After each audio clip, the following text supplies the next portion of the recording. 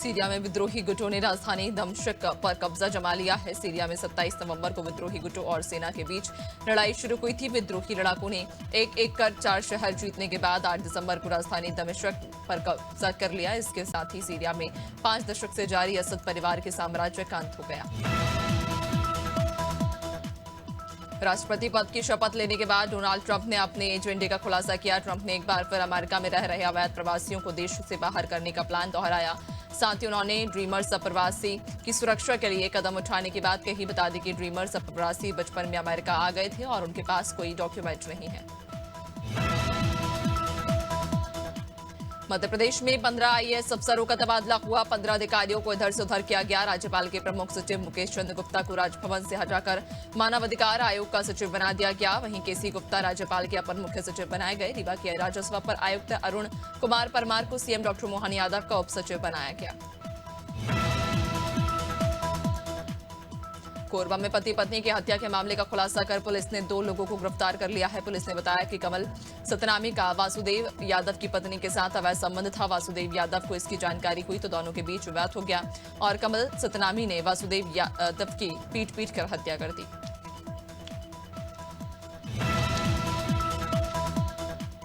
सूरजपुर में 2.5 माह के बच्चे की मौत होने पर परिजन ने स्वास्थ्य विभाग पर गंभीर आरोप लगाया और थाने में शिकायत दर्ज कराई। दरअसल रामानुजनगर थाना क्षेत्र के परशुरामपुर गांव में बच्चों को आंगनवाड़ी केंद्र में टीका लगा था। टीका लगाने के दूसरे दिन बच्चे की तबीयत बिगड़ गई और बच्चे की मौत हो गई। वहीं बीएमओ का कहना कि पोस्टमार्टम रिपोर्ट के बाद मौत की। कोरबा में देर रात एक बड़ा हादसा हो गया। 25 से अधिक लोग एक पिकअप वाहन में सवार होकर पिकनिक मनाकर लौट रहे थे। इसी दौरान कटघोरा क्षेत्र के घुमानी डांज के पास अचानक गाड़ी पलट गई। हादसे में एक मासूम की मौत हो गई और 25 लोग घायल हो गए। सभी घायलों का कटघोरा अस्पताल में इलाज जारी।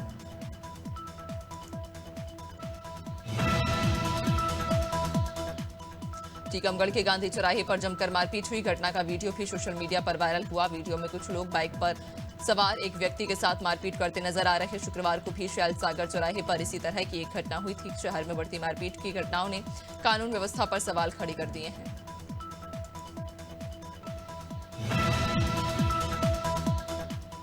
गोंडा पुलिस ने एक चोरी की घटना का खुलासा करते हुए शातिर चोर को गिरफ्तार कर लिया। आरोपी के कब्जे से 20,000 रुपए नकद बरामद किए गए हैं। आपको बताते चलें कि आरोपी बांग्लादेश से का रहने वाला वह पहले भारत आया और कानपुर में काम तलाशने लगा, लेकिन काम नहीं मिलने पर गोंडा पहुंचा और चोरी की वारदात की।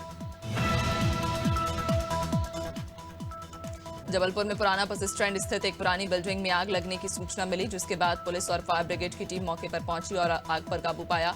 एक व्यक्ति का शव भी मिला है। सुरक्षा गार्ड हेमराज ने बताया कि शराब पीने के विवाद को लेकर विकास की हत्या की गई और शव को जलाने के लिए आग लगाई। फिलहाल पुलिस मामले की जांच कर रही है।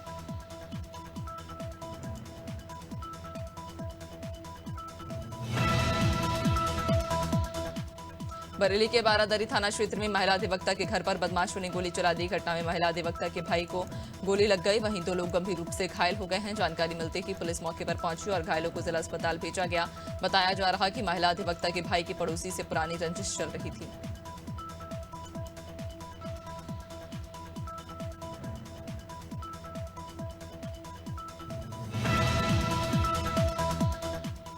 दमोह से लफ्जियात का मामला सामने आया। बता दें कि एक मुस्लिम युवक नाबालिग लड़की को बहला फुसलाकर 1 महीने पहले दिल्ली ले गया था। परिजनों ने गुमशुदगी की रिपोर्ट दर्ज कराई, जिसके बाद पुलिस ने मामले में जांच शुरू कर दी है और दिल्ली से नाबालिग को बरामद किया। फिलहाल पुलिस आरोपी की तलाश कर रही।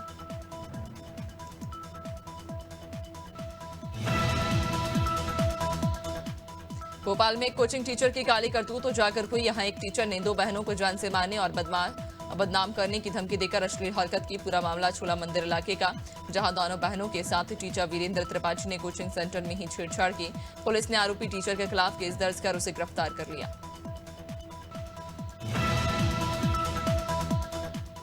ग्वालियर के बाराघाट इंडस्ट्रियल एरिया में देर रात भीषण आग लग गई, जिसके चलते प्लास्टिक के साथ एक केमिकल फैक्ट्री भी जल गई। फायर ब्रिगेड की 30 से ज्यादा गाड़ियां मौके पर पहुंची और कई घंटों की कड़ी मशक्कत के बाद आग पर काबू पाया। वहीं मौके पर पहुंचे आला अधिकारियों ने बताया कि शॉर्ट सर्किट होने के कारण फैक्ट्री में आग लगी है।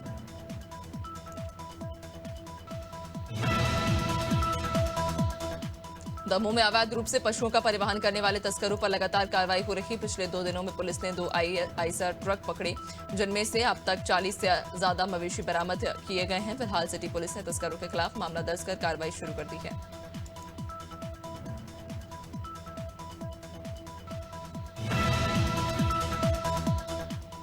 नीमच एसपी अंकित जायसवाल अपराध और अपराधियों के प्रति नरमी बरतने के पक्ष में नहीं। उन्होंने अपने अधीनस्थ जवानों को भी सख्त निर्देश दिए। एसपी की सख्त कार्यशैली का असर शहर में साफ दिखाई दे रहा।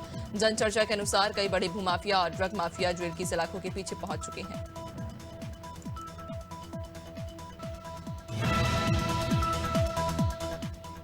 दमोह में जैविक प्राकृतिक खेती के उत्पादकों के हाट बाजार का शुभारंभ हुआ। कार्यक्रम में राज्य मंत्री लखन पटेल और विधायक जयंत मलैया शामिल हुए। इस दौरान मंत्री और विधायक ने जैविक खाद्य पदार्थों के स्टॉलों का निरीक्षण किया और किसानों के साथ कृषि के उत्पादों को खरीदा। साथ ही किसानों से उत्पादों के बारे में चर्चा भी की।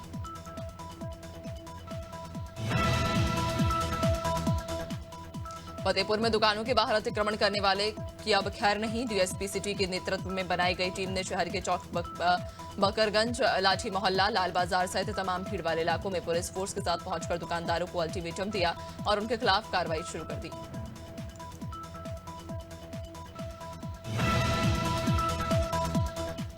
महासमुंद में ग्राम बरबसपुर के ग्रामीणों ने स्वच्छता अभियान चलाया। बता दें कि इस गांव की महिलाओं ने गांव को स्वच्छ रखने का बीड़ा उठाया है, जिसके चलते पिछले 8 सालों से हर रविवार को गांव की महिलाएं स्वच्छता अभियान चलाती हैं, जिसका समर्थन करते हुए पंचायत के सभी लोग एक दिन के लिए अपना काम बंद कर देते हैं।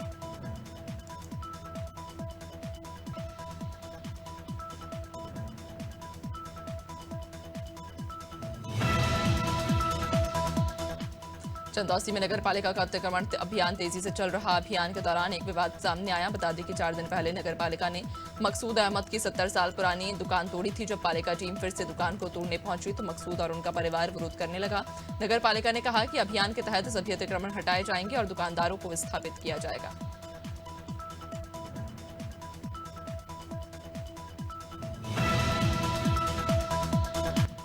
भिलाई में मसीह समाज ने क्रिसमस वेलकम महारैली का आयोजन किया, जिसमें 10,000 से ज्यादा मसीह समाज के लोग शामिल हुए। इस दौरान प्रभु यीशु के प्रेम, भाईचारे और एकता के संदेश को बांटते हुए बच्चे और युवा गानों की धुन में थिरकते नजर आए। हर चौक चौराहे में शहर के लोगों ने महारैली का स्वागत कर भाईचारे और एकजुटता की मिसाल पेश की।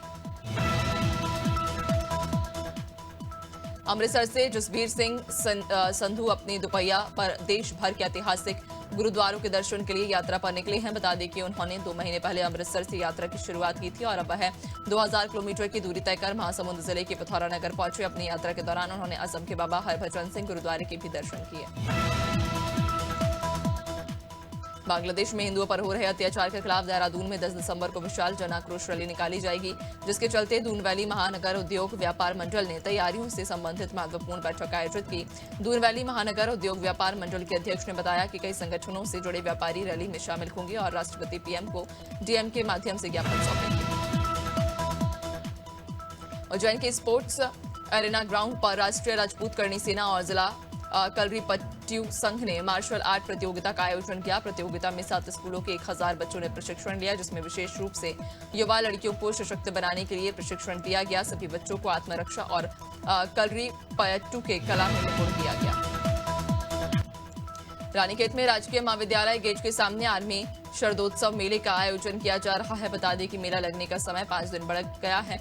अब मेला 15 दिसंबर तक चलेगा। मेले की जानकारी देते हुए बबलू रामपुरी ने कहा कि मेले का मुख्य आकर्षण केंद्र Kashmiri shawl, suit, dry fruit, Ludhiana की हुजरी, भदोही का कारपेट है। जौनपुर के मिर्जा अनवर बेग इंटर कॉलेज में विज्ञान और कला प्रदर्शनी का आयोजन किया गया। कार्यक्रम में मुख्य अतिथि के तौर पर सपा सांसद बाबू सिंह कुशवाहा ने शिरकत की। इस दौरान उन्होंने छात्रों की लगाई कला प्रदर्शनी को खूब सराहा और छात्रों के बेहतर भविष्य की कामना की। उन्होंने कहा कि देश में जाति जनगणना होनी चाहिए। जबलपुर के रांची निवासी युवक से शराब पीने के लिए रुपए नहीं देने पर घर में घुसकर मारपीट की गई। पुलिस ने कार्रवाई करते हुए 3 आरोपियों को गिरफ्तार कर लिया।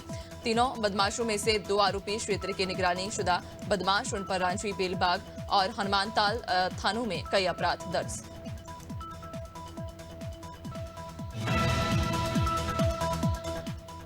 गढ़वारा नगर के बच्चों ने अपनी मेहनत और काबिलियत से एक नया मुकाम हासिल किया। आगामी 14 दिसंबर को दिल्ली यूनिवर्सिटी कैंपस में आयोजित होने वाली राष्ट्रीय और अंतर्राष्ट्रीय यूसीमास अबेकस माइंट्रल मैथ्स प्रतियोगिता में गाडरवारा सेंटर के 17 छात्रों का चयन हुआ। इस प्रतियोगिता में 50 देशों के 6000 से अधिक प्रतिभागी भाग लेंगे।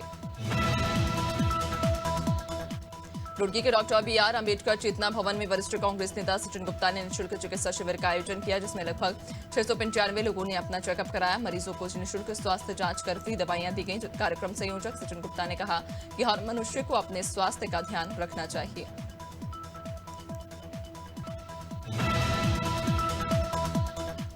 उत्तराखंड में फरवरी मार्च में ऑली विंटर गेम्स को लेकर तैयारियां जारी। प्रदेश के खेल निदेशक प्रसाद आर्य ने कहा कि पहले की तरह विंटर गेम्स को लेकर तैयारियां की जा रही हैं। विंटर गेम्स के लिए पर्याप्त बर्फबारी की जरूरत होती है। जैसे ही बर्फबारी अच्छी होगी, इसका आयोजन भी किया जाएगा।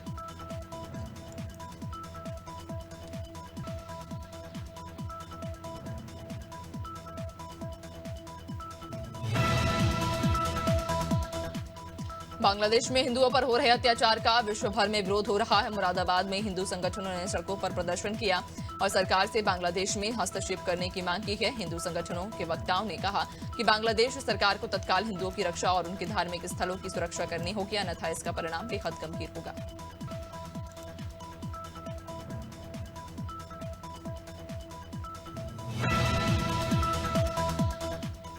राजस्थान के गृह राज्य मंत्री जवाहर सिंह बेडन ने राजसमंद में एसपी कार्यालय में पुलिस अधिकारियों के साथ बैठक की। मंत्री ने कई अपराधों के प्रकरणों की समीक्षा की, साथ ही महिलाओं के खिलाफ होने वाले कई प्रकार के अपराध में दर्ज प्रकरण की जानकारी ली। उन्होंने साइबर क्राइम को लेकर लोगों को जागरूक करने के निर्देश भी दिए।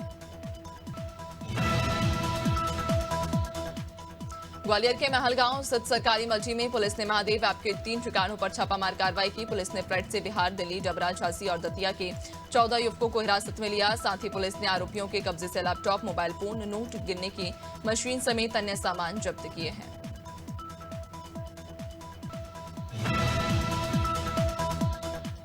गंजबासौदा को जिला बनाने की मांग को लेकर पिछले पखवाड़े से चल रहे क्रमबद्ध अभियान के तहत एक दिवसीय धरना प्रदर्शन किया गया। इस प्रदर्शन में बड़ी संख्या में लोगों ने भाग लिया। परिसीमन आयोग के सदस्य मनोज श्रीवास्तव ने बताया कि गंजबासौदा को जिला बनाने की मांग पिछले 20 सालों से उठाई जा रही है।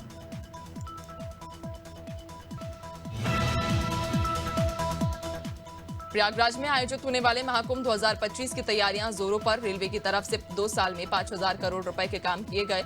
महाकुंभ के लिए 13000 गाड़ियों का संचालन किया जाएगा। रेल मंत्री अश्विनी वैष्णव ने महाकुंभ की तैयारियों का निरीक्षण किया। उन्होंने आने वाले यात्रियों के लिए रेलवे स्टेशनों पर चल रही तैयारियों की भी समीक्षा की। चश्मा बनाने वाली दुनिया कंपनी लेंसकार्ट दुनिया की सबसे बड़ी आईवीआर मैन्युफैक्चरिंग फैक्ट्री बनने जा रही है। तेलंगाना में बनने वाली इस फैक्ट्री के लिए कंपनी 1500 करोड़ रुपए निवेश कर रही है। मार्केट वैल्यूएशन के लिहाज से देश की टॉप 10 कंपनियों में से 6 की वैल्यूएशन पिछले हफ्ते के कारोबार के बाद 2 लाख करोड़ रुपए बढ़ी। हफ्ते के पहले कारोबारी दिन सेंसेक्स 130 अंक से ज्यादा की गिरावट के साथ 81,570 के स्तर पर कारोबार कर रहा। निफ्टी में भी 40 अंक की गिरावट, ये 24,630 के स्तर पर कारोबार कर रहा। सेंसेक्स के 30 शेयरों में से 20 में गिरावट और 10 में तेजी। वहीं निफ्टी के 50 शेयरों में से 33 में गिरावट और 17 में तेजी। Vishal Megamart Limited, One MobiKwik Systems Limited और साइन लाइफ साइंसेज लिमिटेड के आईपीओ 11 दिसंबर को ओपन होंगे। रिटेल निवेशक तीनों आईपीओ के लिए 13 दिसंबर तक बोली लगा सकेंगे। 18 दिसंबर को कंपनी के शेयर बॉम्बे स्टॉक एक्सचेंज और नेशनल स्टॉक एक्सचेंज पर लिस्ट होंगे। भारतीय अरबपतियों की संपत्ति 10 साल में करीब 3 गुनी हो गई है, लेकिन हाल के सालों में चीन में उभरी आर्थिक चुनौतियों का असर वहां के रईस तबके पर पड़ रहा। जानकारी के मुताबिक 2015 से 2020 के बीच चीनी अरबपतियों की संपत्ति सालाना 20% से ज्यादा बढ़ी, लेकिन उसके बाद उनकी संपत्ति में हर साल करीब 5% की कमी आ रही है।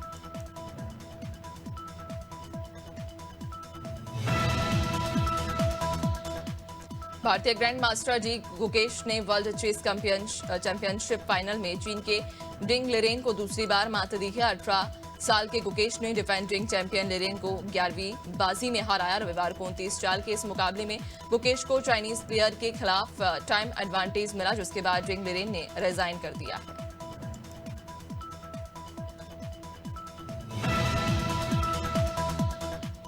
शेरफेन रदरफोर्ड के पहले वनडे शतक की बदौलत वेस्टइंडीज ने बांग्लादेश के खिलाफ लगातार 11 मैचों की हार का सिलसिला तोड़ते हुए 5 विकेट से जीत दर्ज की। सेंट किट्स में कैरेबियाई टीम ने 295 रनों का लक्ष्य हासिल कर 3 मैचों की सीरीज में 1-0 की बढ़त हासिल की।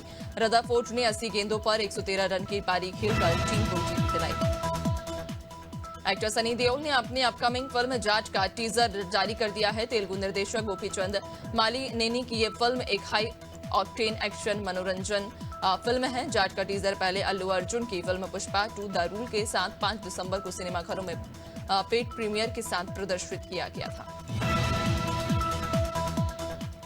सिनेमाघरों में इन दिनों अल्लू अर्जुन की बहुप्रतीक्षित फिल्म पुष्पा 2 तहलका मचा रही। इस फिल्म को चारों तरफ से फैंस का भरपूर प्यार मिल रहा। फिल्म का क्रेज फैंस के सिर चढ़कर बोल रहा। नतीजन 4 दिनों में ही इस फिल्म ने अपने पहले पार्ट के लाइफ टाइम कलेक्शन को पछाड़ दिया।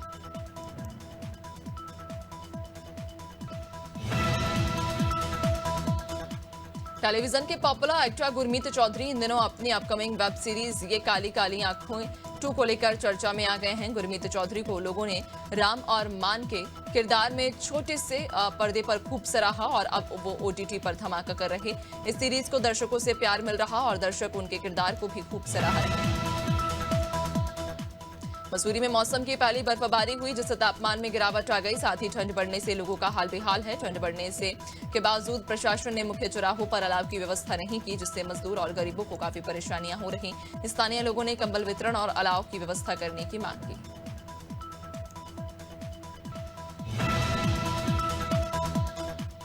चंपावत के लोहाघाट क्षेत्र में मौसम का पहला हिमपात देखने को मिला। लोहाघाट विधानसभा क्षेत्र के अंतर्गत आने वाले एबट माउंट मायावती आश्रम फोर्ती झूमाधुरी क्षेत्र में सीजन की पहली बर्फबारी हुई। इस बर्फबारी को क्षेत्र के किसानों ने शुभ संकेत बताया। बर्फबारी खेत के लिए अच्छी मानी जाती है। फिलहाल क्षेत्र में मौसम का मिजाज बिगड़ा हुआ है। मध्य प्रदेश में 10 दिसंबर से तेज ठंड का दौर शुरू होगा। पश्चिमी विक्षोभ के असर से प्रदेश में बर्फीली हवाएं आएंगी, जिनकी वजह से भोपाल, इंदौर समेत पूरे प्रदेश में 2 से 3 डिग्री सेल्सियस तक पारा गिर जाएगा। मौसम वैज्ञानिक ने बताया कि रविवार को प्रदेश के पूर्वी हिस्से के कुछ जिलों में हल्की बूंदाबांदी हुई। इससे दिन के तापमान में भी गिरावट देखने को मिली। छत्तीसगढ़ के रायगढ़ जिले में मौसमी बदलाव हुआ। आसमान पर काले बादल छाए हुए। पिछले दिनों की अपेक्षा न्यूनतम तापमान में बढ़ोतरी देखी जा रही। ऐसे में शहर में ठंड का एहसास भी कम है। सोमवार को 1 डिग्री तापमान बढ़ने का अनुमान। 10 दिसंबर को न्यूनतम तापमान में 3 डिग्री की गिरावट आएगी।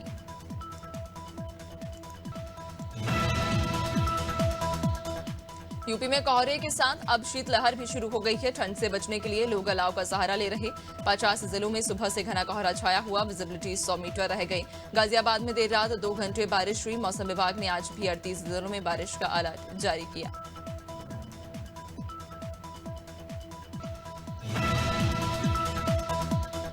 उत्तर भारत में हो रही बर्फबारी और सर्द हवा ने राजस्थान में सर्दी बढ़ा दी। रेगिस्तानी जिले बाड़मेर और जोधपुर में बीती रात सीजन का सबसे कम तापमान दर्ज हुआ। मौसम विज्ञान केंद्र ने 10 दिसंबर से प्रदेश में सर्दी और तेज होने की संभावना जताई। शेखावाटी के एरिया में पारा 3 से 4 डिग्री सेल्सियस तक दर्ज होने की संभावना। चूरू में शीतलहर चलने का येलो अलर्ट।